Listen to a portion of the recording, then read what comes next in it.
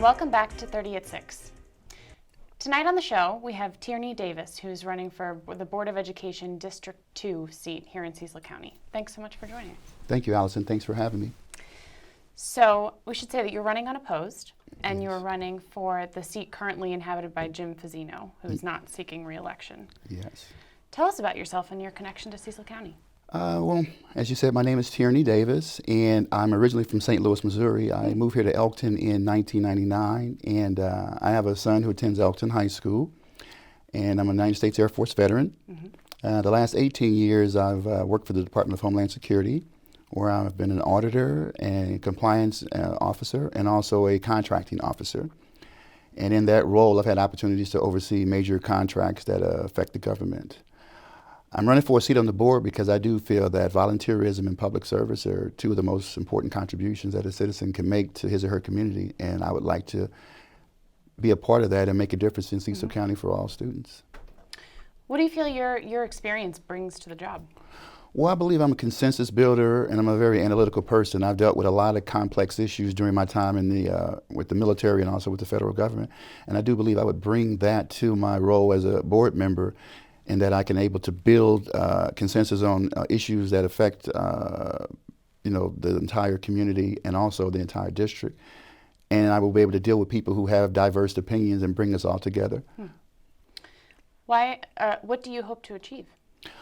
Well, I hope to, there's a few things that I think are important, one of them being bringing more funding for our school teachers and making sure that they have equitable income so that we keep them here in Cecil County as opposed to them going to adjacent areas such as Pennsylvania or in Delaware. And I also have a place in my heart for our special needs and special education students because I feel like they are being sometimes underrepresented in how they're being pushed to the side at times, and we need to have more funding, more teachers that can have those special skill sets that the special needs students need.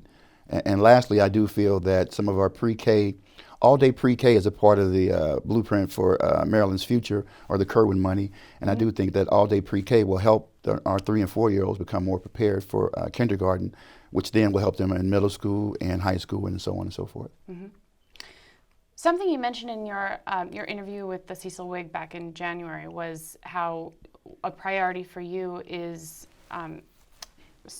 preparing students in K-12 for the workforce. Yes. And that is, I know, a priority of the Kerwin's blueprint bill. How do you think Cecil County stands to benefit from those measures? Well, the Kerwin money in general is a kind of a mixed bag for Cecil County. There's a lot of things in it that help us, and there's a lot of things that don't necessarily help us. When it comes to career technical education, which is what I was referring to in that Cecil Whig article, I do believe that we need to prepare our students for a future after high school, whether it be directly into the workforce or going to college. And career technical training, we need plumbers, we need carpenters, we need folks who do contracting at work or being a chef or other things. So some of our School of Technology in Elkton, kind of, diesel mechanics and things of those natures. So we should make sure our children have that avenue after graduation as well. Everyone can't go to college. Everyone's not necessarily college material, but that doesn't mean they can't have a bright future and ready to go into the workforce right away. Right. Anything else? Well, I just feel that if the Cecil County residents trust me with their vote, I promise to serve with pride, integrity, and ethics, which I feel is one of the most important traits for all public officials. Thank you. Wonderful. It's great to meet you. Tierney Davis is running for District 2 Cecil County Board of Education. Welcome back to 30 at 6. I'm here with Amy Rosenkrans. She is a teacher and also local researcher doing research on grassroots activism here in Cecil and Harford counties toward women's suffrage. Thanks so much for being here. Good evening. So tell us a bit about yourself and how you got involved with the Women's Heritage Center and this project. So I am a local historian and a social studies teacher, and I heard about the Maryland Women Heritage Center project, and what it is that they're researching all of the Maryland women suffragists, because as you know, we're coming up on the 100th anniversary of the 19th Amendment. And their goal was to figure out who those local people were that helped advocate for the 19th Amendment. So I was talking to them, and they were talking about all the wonderful people that they had, who were mostly from Baltimore. And I said, well, have you started looking into Harford and Cecil counties yet? And they're like, oh, we haven't found anybody yet. And nobody wants, nobody can do that. And I was like, I'll do it. Yeah. So that's how I kind of got involved. And it's been really interesting to go into the records, whether it be newspapers or other things, and start pulling out the names of these men and women who worked on suffrage in Harford and Cecil County. So how have you done that? Have you, like, when you look through those records, how do you search for that specific topic? So it's really interesting because I like go through the old archives for the Cecil Whig and various other, there's a Midland Journal that was a Cecil County newspaper as well. And you first start with suffrage, right? But then isn't that much out there. So you just start, it's like being a detective. You just go in and start putting things in and finding one name, and then it turns to two, and then it turns to more. So it's just one big puzzle that's really interesting to find out. So on that, what have you found so far? So we have found that there are a number of Cecil County women who participated in the suffrage movement. Now, the suffrage movement started way back in 1848, but we see that there's a big push in 1912, 1913 to really get the suffrage amendment before Congress.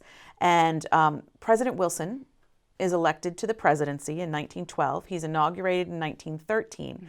So there are a group of women who decide they want to make a big deal at his inauguration.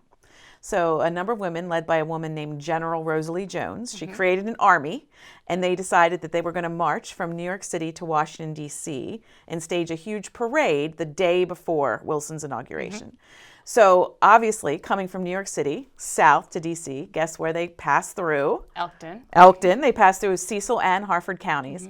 And it's really fabulous to read the accounts of what the women encountered. This is 1913 in February. So it was quite interesting weather. And they literally marched the whole way. Wow.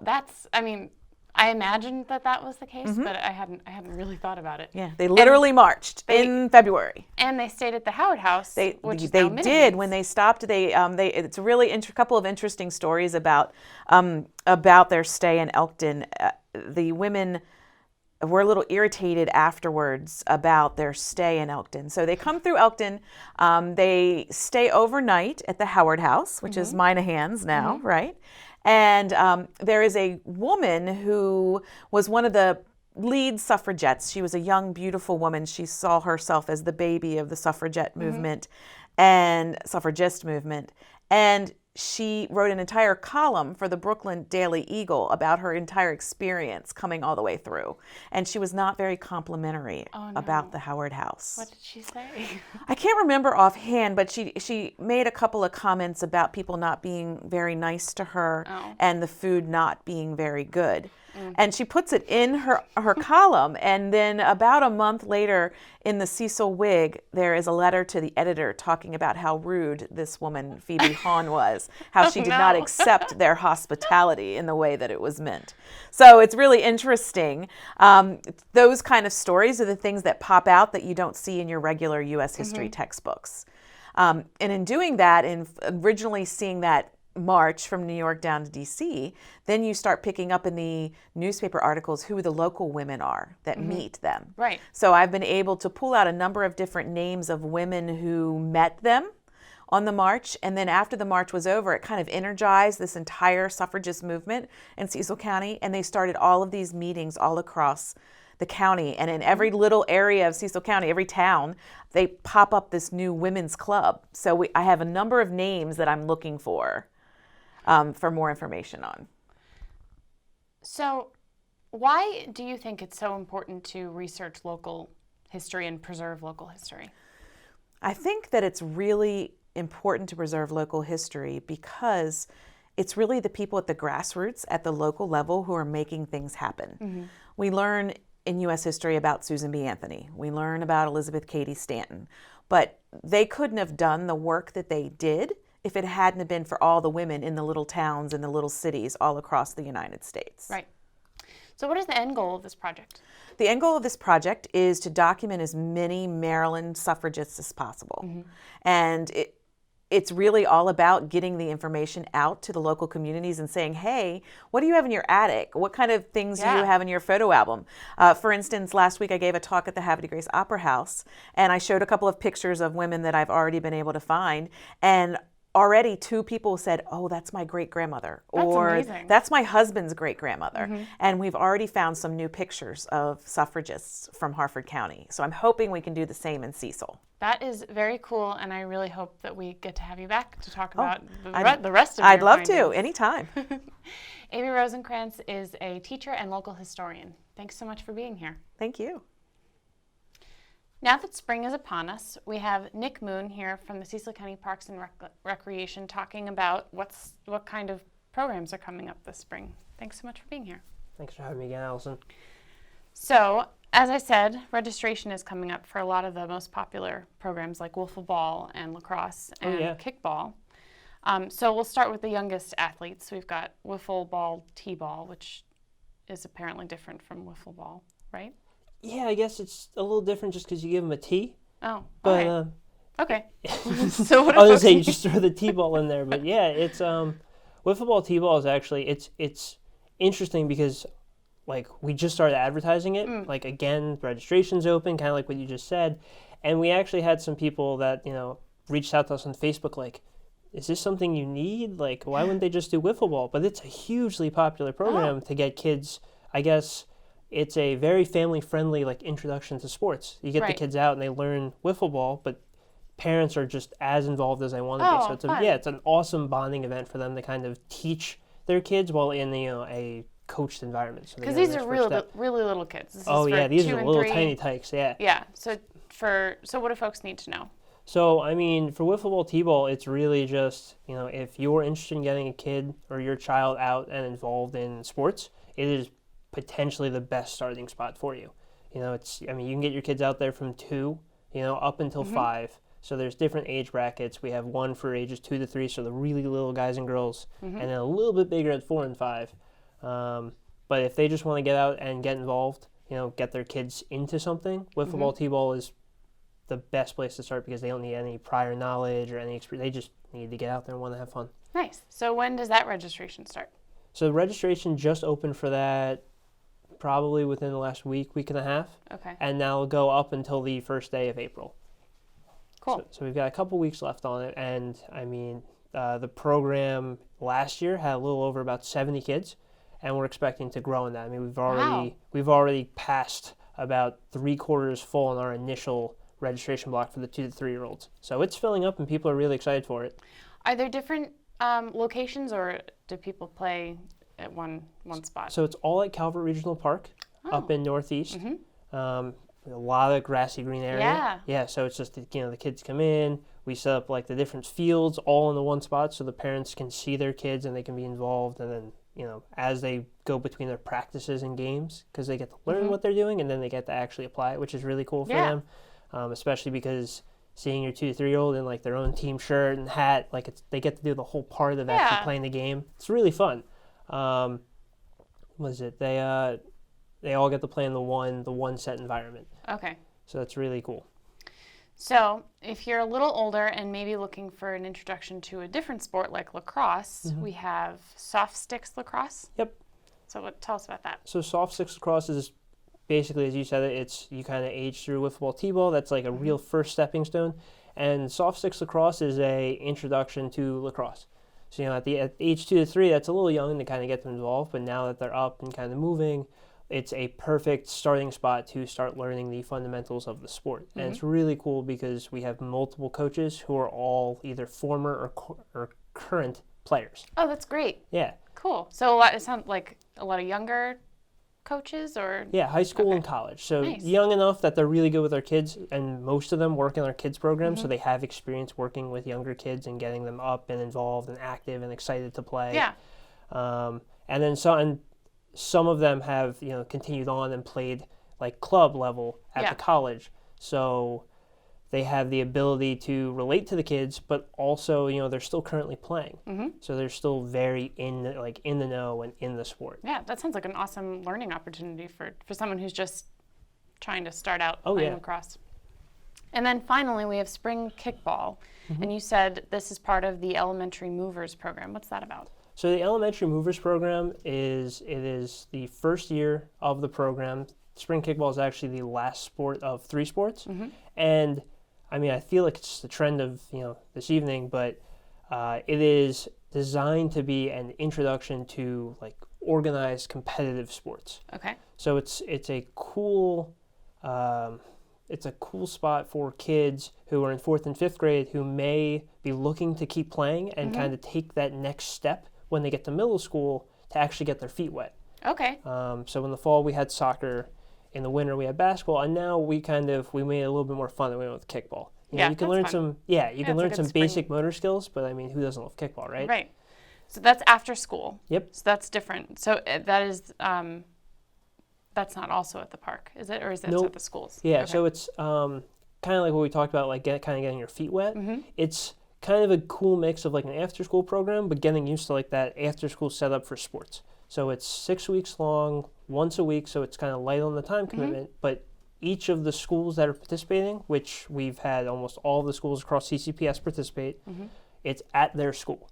So, you know, they get to stay at their school. A lot of them are taught or coached by their current teachers. Oh, and fun. yeah, and they get to play, you know, they get to learn the sport. They get picked up afterwards, just like any other, you know, your middle school and your high school sports.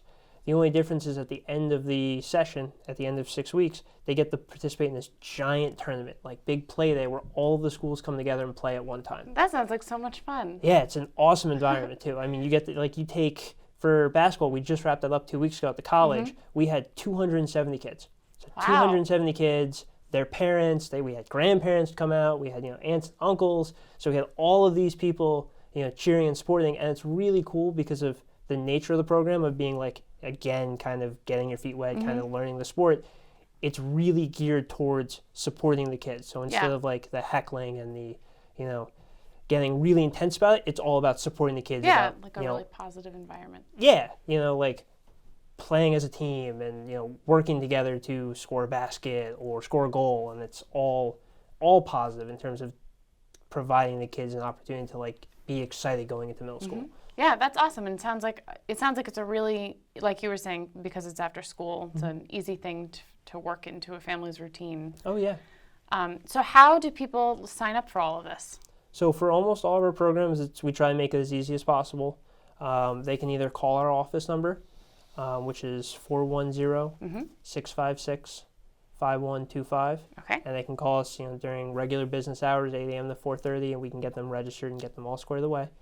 Or they can also go online, and they can either go to cecilrec.com or cecilrec.recdesk.com, and they can register themselves there. And that's also for the Movers program? Yep. Okay. Can kids sign up through their schools for that?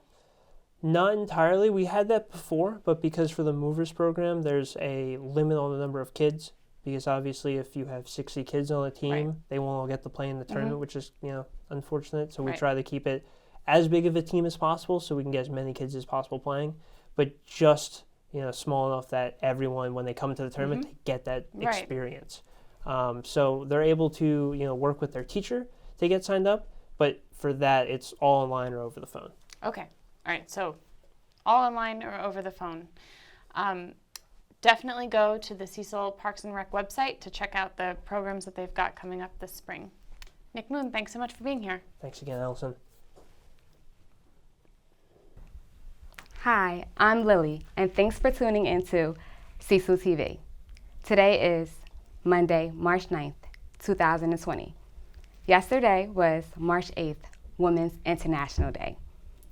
In 1908, oppression forced 15,000 women garment workers to march in New York City's Union Square, fighting for economic and political rights. Today, 112 years later, we celebrate Women's International Day as a public holiday throughout many countries in the world. Celebrating it with us today, we have Susan Smith, owner and director of Bobbie Studio, and my personal ballet and tap instructor.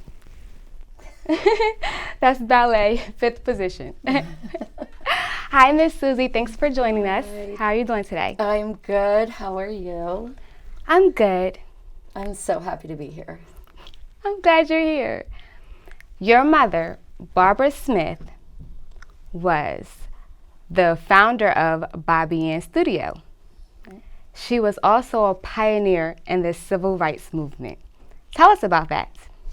Well, my mother, she loved everyone, and she especially loved children. And she believed that all children needed to have dance, art, take an instrument up like piano. She believed they needed to daydream every day and being tuned into their imagination to create. And she believed in that for everyone. So in a time of segregation, she did not, she made it accessible for everyone. She didn't turn anyone away, no matter what their race, socioeconomic background, what age. Everyone was welcomed. She even, like I said, during that time, there was a student that came her way. This mother wanted her son to take, and he was turned away from other studios. And this minister he said he knew of this woman that would surely teach him, and Mom did. Why was he turned away, if you don't mind me asking? Because he was black. And so, and then Mom went on to teach at George Washington Carver School. That was our local African American school. And she, oh my gosh, there are so many stories. But, and they even had a recital. And one of the stories, one of the students, he got so nervous. He was like, I can't do this. And so he was hiding in the boys' bathroom. And Mom went in, got him in the bathroom and brought him out and had him perform. And to this day, whenever I see him, he still tells me the story. But she was just so great. And she just loved everyone. And she just believed in everyone. And if anybody were to say, no, you shouldn't do this, Bobbie Ann, that just, gave her more fuel to go ahead and do it.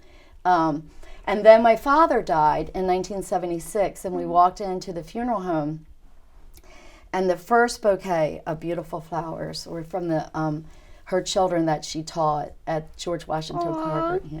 So she was just wonderful. And still to this day at Bobbie Ann's Dance Studio, we implement everything that she has started.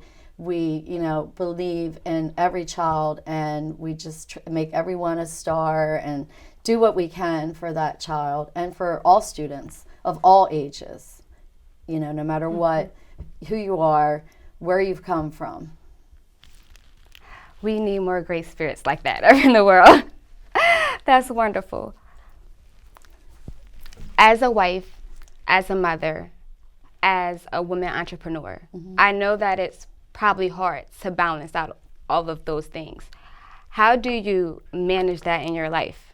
Well, you have to have balance, and your family is first.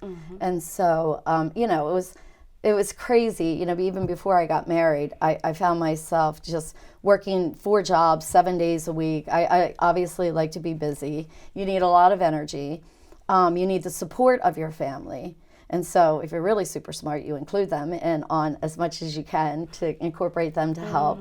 And, you've got to give yourself a break. You're not always going to get the dishes done. Your car might be a mess. Your bedroom might be a mess. You might feel like, oh, my life is a mess. But if I were to go back, if the one thing I could give to you, because I know how much, where you are, and being so young and being a mother, is to just enjoy those moments, embrace them, and don't let it beat you down. Because there are a lot of times you're like driving and you're like, what was I thinking? And why am I you start to question things like, why am I doing this? Is it really worth it? And it really is. It really is. And I have a strong belief in God, and with Him, anything is possible. Anything's possible. Yeah, mom life is serious. It is. So, if women wanted to start taking a hobby later on in life, like ballet, or they wanted to start a new business and they were scared, what advice would you give them? Oh, well, I just believe you should not ever worry about your age. You should definitely take up something that you've always wanted to do. After my mother passed, I was so brokenhearted, and I just really needed something to do, and I wanted to honor her with this. She loved, Chinese parasols, so I did this whole big piece around her, and I took up sewing lessons. Aww. And I made costumes for the girls to wear. So there were kimonos, and it ended up being a beautiful number. And the wonderful thing that I find, because I teach at Cecil College, my daughter, Anna Smith, who's my biggest supporter in life, so proud of her. She's here right now at the studio. And she, it's funny, I used to teach at Cecil College before I had her, but then once I had her, I let some things go. So I stopped teaching at Cecil during the day, and I just focused, and I stopped doing shows at Three Little Bakers, and I just taught in the evening in the studio so I could work it out where I could be home with her and then still do the studio. And she got me back started at Cecil. And the most wonderful thing about teaching at the college now at my age is meeting everyone. It's a great community, a great support group that we all have for each other. As much as they say they love me and they are so grateful that I am teaching them, I'm so grateful every day I walk through there. I look so forward to walking in there, being with them.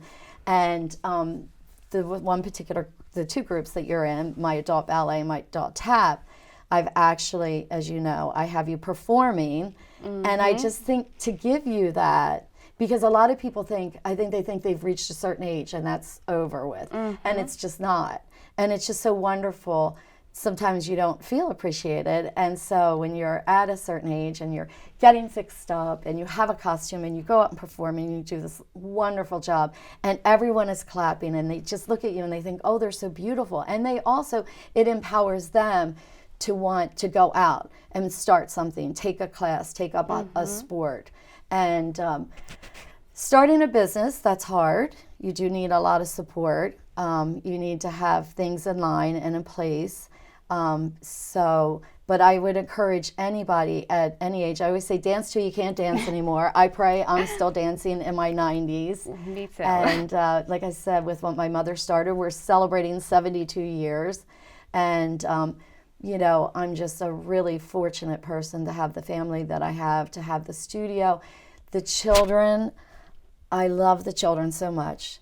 They give me so much more than that I could ever give them. They have no idea. They are so beautiful. They're just so wonderful. And Yes. I just, whenever when you go through things, you lose someone you love or you go through some rough patches, they just lift me right up. I don't know what I would do without them. And I'm just really grateful. That was Susan Smith encouraging us on Women's International Day. Thank you for watching Cecil TV.